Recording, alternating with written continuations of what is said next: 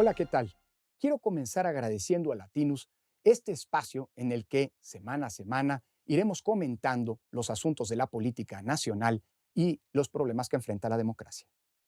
Esta semana, el Instituto Nacional Electoral cumplió sus primeros 9 años de existencia. El 4 de abril de 2014, como resultado de una profunda reforma electoral, la nueva institución sustituyó al IFE que, durante 24 años, había estado a cargo de las elecciones federales en el país.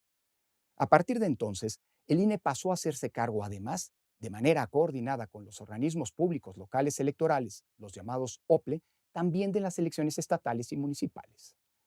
El propósito de esa reforma era que la calidad técnica y operativa que se había alcanzado para entonces en las elecciones federales se garantizaran también en todos los comicios locales. Para ello, la idea fue estandarizar y homogeneizar tanto la institucionalidad electoral en el plano estatal como las reglas, procedimientos y criterios con los que se organizarían los procesos electorales en las 32 entidades federativas.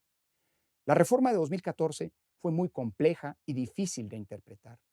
Su adecuada instrumentación requirió que el INE expidiera en 2016 un reglamento de elecciones muy voluminoso, prácticamente del mismo tamaño de la ley comicial, para establecer de manera detallada cómo debían cumplirse las responsabilidades, tanto del propio instituto como de los OPLE. Sin embargo, fue una reforma exitosa a la luz de sus resultados.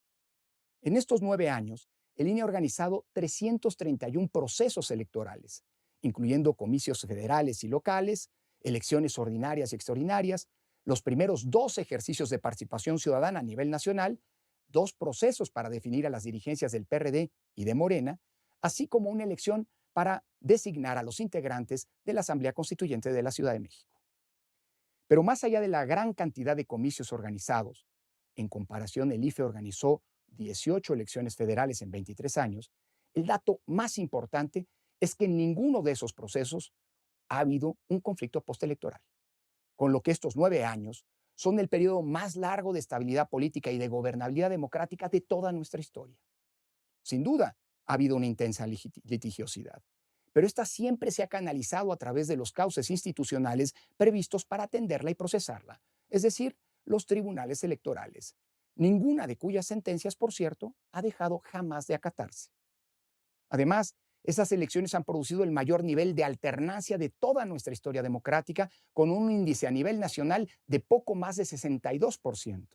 lo que significa, dicho de otra manera, que en estos años la probabilidad que tiene un partido político que ha ganado una elección de volver a triunfar en las urnas en la ronda electoral siguiente es de apenas una entre cada tres.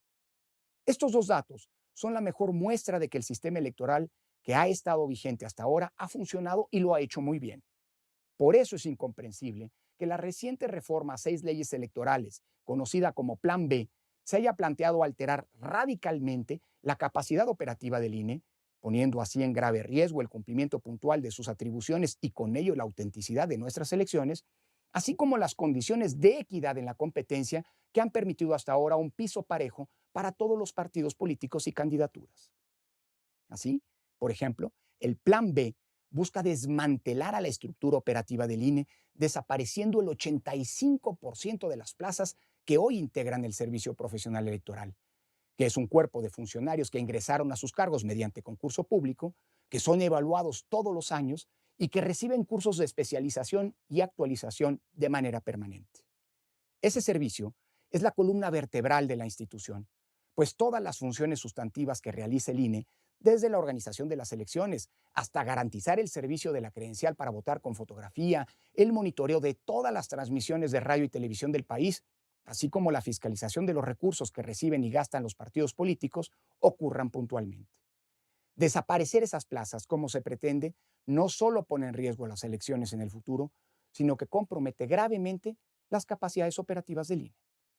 Se trata de una reforma que, si tuvo el propósito de destazar, como se ha dicho, al instituto, lo hace con creces.